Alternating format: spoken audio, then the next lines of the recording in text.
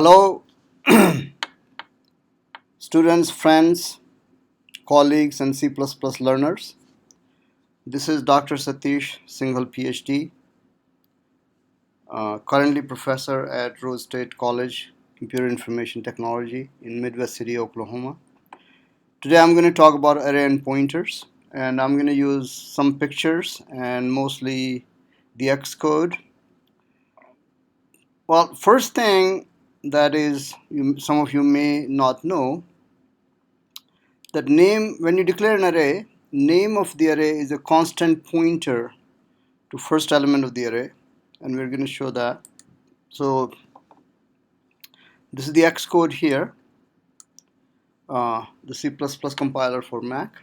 So if I declare an array like this, int arr, let's say 5, and whether you have, well, actually we can put something in there. So let's say we just put 1, 2, 3, 4, 5 values. So the name arr stores the address of the first element, which stores 1. Okay, and we can kind of prove that for you, that if we print the address using arr, it will print actually an address that would be there, and then we can print arr0, address of arr0, and you'll find it's the same address. Okay, so let's first print the address of arr. So we say cout and of course address of first element in arr as printed by array name, and we're going to cast whatever we print into a long type, so we don't have to deal with hexadecimal number output. So we're just going to cast it to long, and then just the name arr. Okay, and since we said arr is the same thing as address of the first element, which is arr0, let's print that also, and you'll see they would be the same thing. So cout address of first element in arr as printed by address of first element,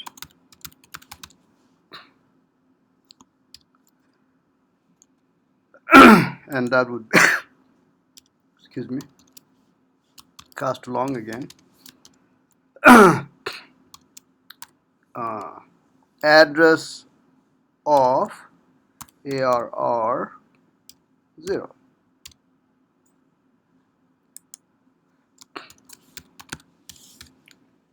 So if these two give the same address, that means we have proven the fact that array name is a pointer to the first element. Okay, so let's do that. Let's run this program. Okay, and here's our results. So you can see in the output, I'm gonna just take this and copy and paste that in under CPP under the comments. So output of above lines is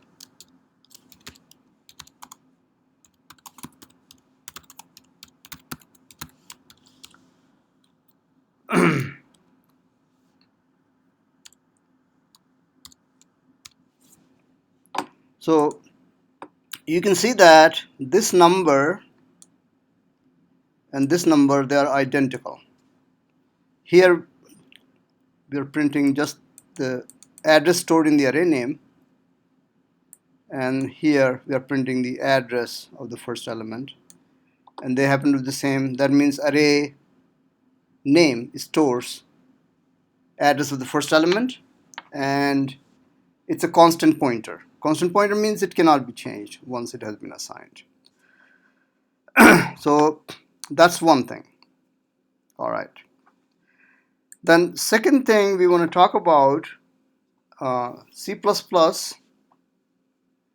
and C programming language were one of the first few programming language which allowed dynamic memory allocation.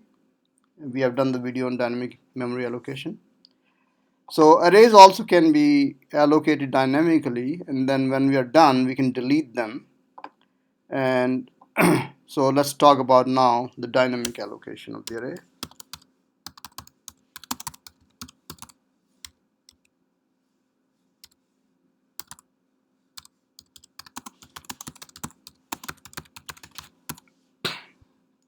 First we show you the syntax. Oops. Over here. So syntax is this. If I wanted to declare an array of size n that can store integers, I can either use this syntax or its alternate form. So let's actually go to Xcode and declare an array of size 10. Okay.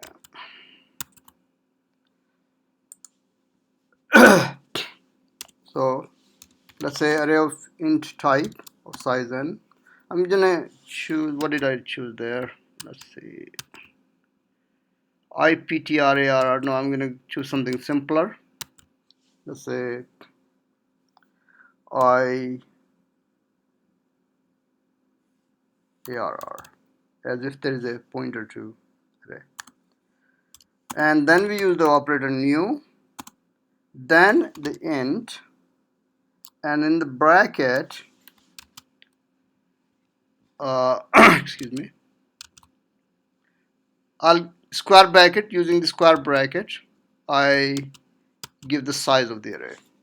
So if I want 10 elements, I put 10 in here. So what this is going to do is it's going to create on line 25, which is here, an array who pointer to first element is IARR, which can contain 10 integers. And in the RAM, it's going to look something like this. This picture and what we just did are almost similar. Here's being assigned inside an if condition. Here it's going to create 200 integer array locations. But this is done that if memory is not allocated, then this will return a null, not null will be true, and then we can exit the program, because we have done in one of the array that new is not obligated to give you memory, but it does the best effort. So in case it didn't do the memory allocation, we'll exit the program. Otherwise, the PTR will point to the first element of these 200 integers. In Xcode, it points to the first element of the 10 integers that we have done. Okay, we can use a for loop to fill this array, and I'm just going to just quickly show that. So for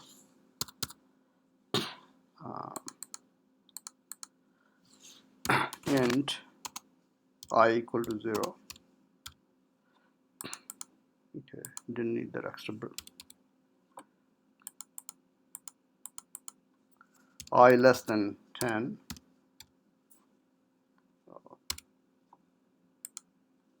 I plus plus. Interesting thing is that even though we use the pointer notation here, once the array is allocated, we can use IARR, which is pointer to the first element, just like as if it's array name, because really basically there's no difference. When we declared here, this was the pointer to the first array element, and same thing here, except this is not a constant pointer, but that doesn't really make any difference. We can use that as is. So I can, let's say I wanted to fill square of a number, square of the index in each array element. So I can say ARR equal to I multiplied by I. So that way first element will contain 0, second 1, third 4, and so on. Okay. All right. So don't understand why I'm getting this. Oh, I'm sorry. I forgot the square bracket. All right. There we go. So once we have allocated an array using a pointer, after that the pointer is the array name, and you can use it the way you are using array name after you've done this kind of declaration. So it really doesn't make any difference. Okay. All right. So let's print this array, and I'm just gonna use another for loop to print the array, and just use the same one, int I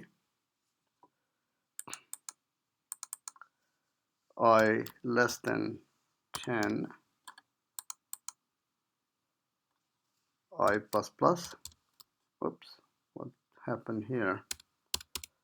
Someone jumped this I plus plus, and we just see out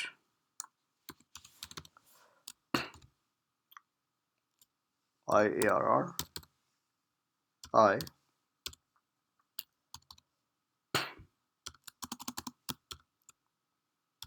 and here I'll just put see out I end of the line. Okay, so array got filled here, and then I'm printing it here. So it should really just print 0, 1, 4, 9, 16, and 25, up to 100 actually. Okay, so let's run this one. I don't know why I'm getting this. It shouldn't really matter.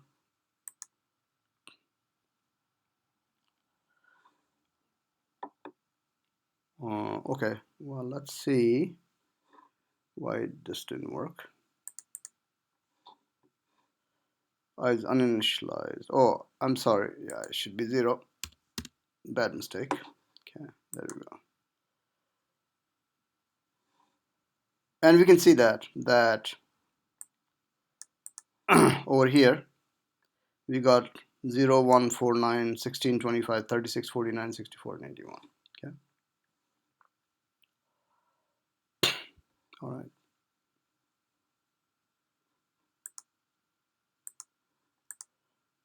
All right. Okay. So where did my file go?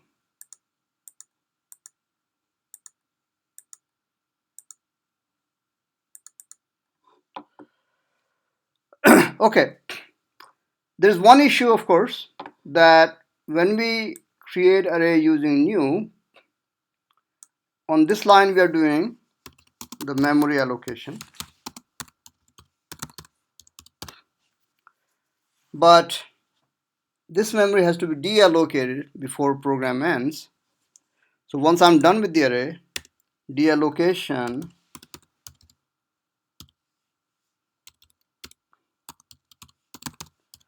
is done using the delete operator.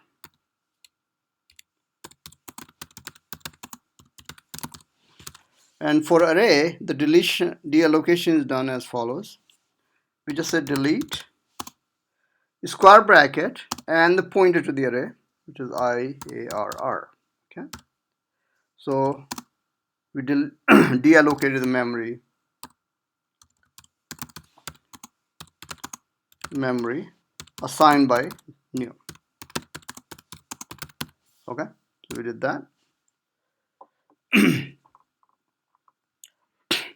When that happens, this is the picture in the RAM that when I create the memory, in this case, of course, for 200 integers, then PTR points to the first element, and there are 200 integers in the array. When I do delete PTR, this is deleted, the pointer is not deleted. Okay. You can set pointer to null PTR and all that, but this is the deallocation mechanism basically. The other thing you need to understand is when we do array length, we use the array length, these two syntaxes will compile. If you give it 0 length or -2, which are both illegal, it will compile, but your program will crash at the runtime. Okay, so really there's no real advantage of doing that. All right, I want to print array also using the pointer arithmetic. So before deletion, I'm going to do a little bit more printing here. And what you can do is that you can start, if you do the dereferencing of IARR at any point, you are able to print that element. And once again, I can just go from I0 to I less than 10 and print the array using the pointer. And that's easily done. So I'm still going to use the for loop, of course. Actually, I'm just going to go here and do it like this and just change it to the array notation. So I will not do this. I'll just do cout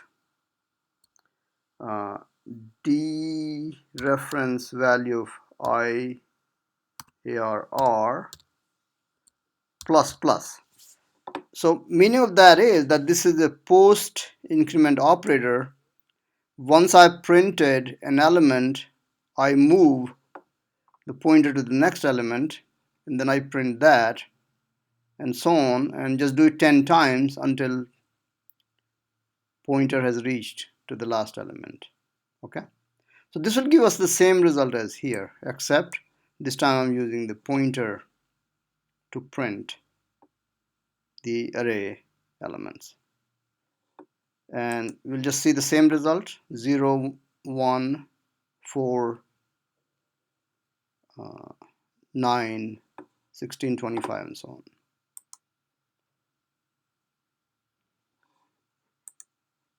Can you see that?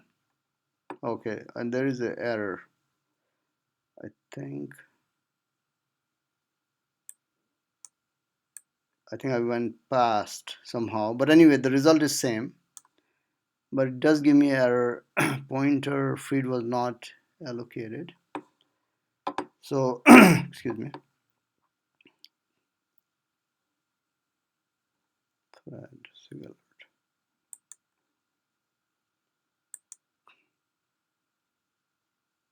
Yeah, actually, you know what? I didn't bring it back. So this was not pointing to the array basically. So that's the mistake. So let me fix that also actually.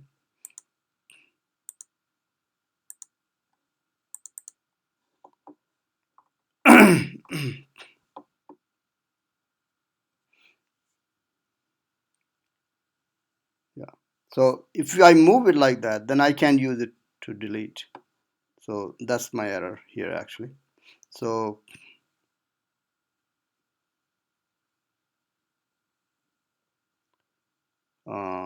I suppose that's not fixable. Actually, it can be. I just have to run the for loop backwards. So I can just do this.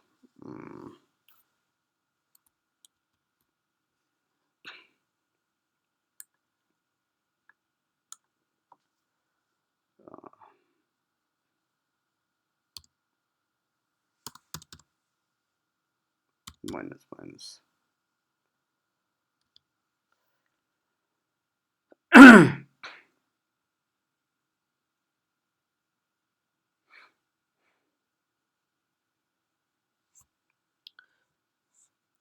So wherever it was, it's just running backwards from that location. Okay. Let's try it now.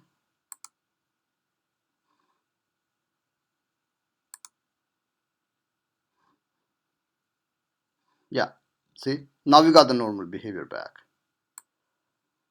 because I moved the pointer backwards and set it back to the first element. Okay, so now my delete will work. So that's how that is. Okay. All right, now I want to show you that if I use a character pointer can point to a string.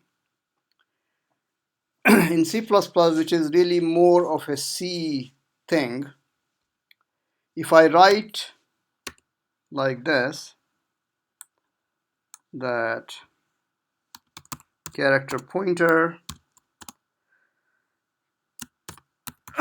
name equal to John Doe, then really John Doe is a C string, and it has 1, 2, 3, 4, 5, 6, 7, 8 John Doe characters, but there is an extra character at the end which is called a Null Terminator. Okay, if you want to show that in Microsoft Word, so 1, 2, 3, 4, 5, 6, 7, 8, I have to show 9 blocks, and let me go there and show it to you.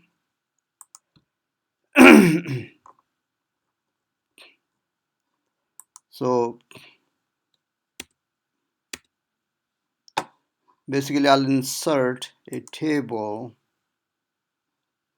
which has the 10 columns and 1 row actually. So J, okay, I'll get this out of the view here. In John Doe, J will be here, O will be here, H will be here, N will be here, space, D, O, E.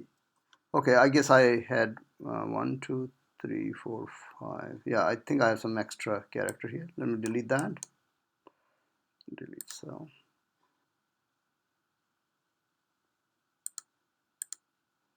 What is contained in the last one is what is called a null terminator. This is automatically added. You don't really have to do anything to add that. In C strings, null terminator is the last character. And this null terminator is actually null. So if we put if null terminator, that will be false actually. Okay. So this fact that C strings end with the null terminator can be used to find the string length. So 1, 2, 3, 4, 5, 6, 7, 8. The string length of John Doe with the space in between should be 8. Okay. And we can actually write a loop to do that. I've done that in the class. So first, of course, let's print name using the character pointer. If I say cout name, it should print John Doe, of course. And you will see, let's just watch this space here. And of course, we get the John Doe. So that's no surprise. Because cout operator is, insertion operator is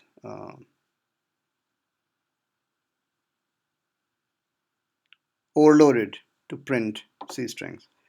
And you get this message from the Xcode, conversion from stringlet to char is deprecated.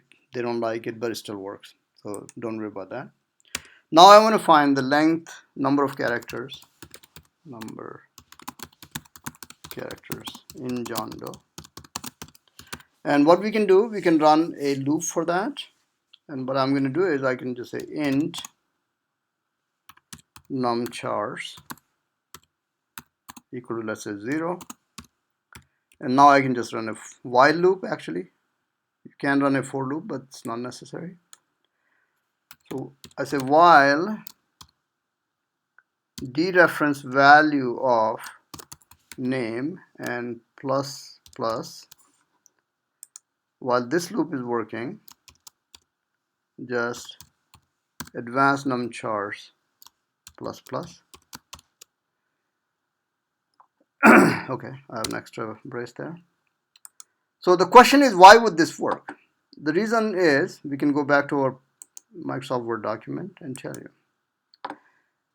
In C++, every value other than the null terminator 0 or null, which is uppercase NULL, are true. So only 3, possibly a double 0.0 is false also. So as I use this code, sorry, the name pointer is pointing to first to J in John Doe. So in the loop, we are testing that whether J is true or false. But as I said, that except 0, null terminator, and NULL, everything is true. So loop condition will be true in that case. So loop will be executed, num chars will be increased by 1 from 0. Plus plus means move it to the next character after you have checked the first character. So then it will move to O, but that's true also. So we do one more iteration of loop and num chars will be increased by one more time. Then it'll look at H. H is also true, and then num char will be increased by one more time. This will keep going until it reaches here, but by then it has read all the non-null characters. So at that time, dereference value of this is false, and our loop will exit. Okay, so this is the way to find string length using the pointer. So over here, then I can print the number of characters. So cout number of characters in John Doe equals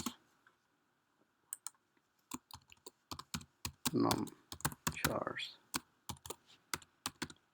So the value should come out to be 8, and we'll run it, and we'll see that it will indeed be 8. Okay, what happened here?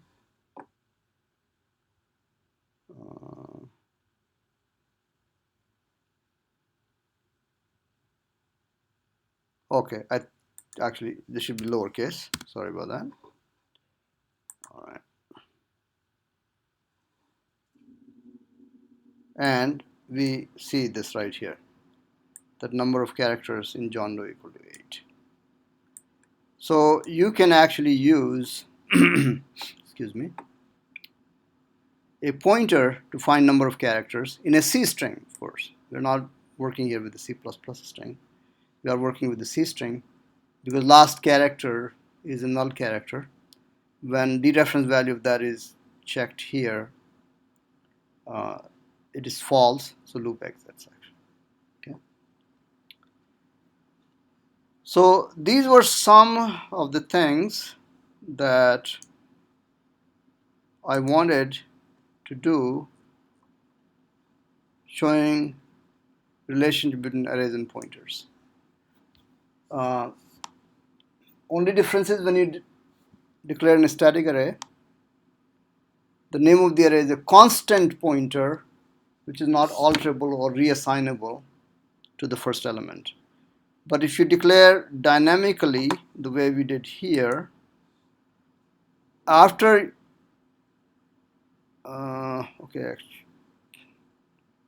after using the delete, I can reassign IARR to some other element, some other array basically. Really, that's the only difference, or even to a single integer. Okay, so this one is reusable after the delete has been done. So after this point, I can reuse it for a single or the other. But if you did the regular array like this one, this is not reusable That's really the only difference.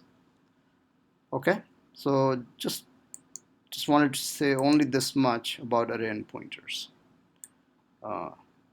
Thank you so much. Bye.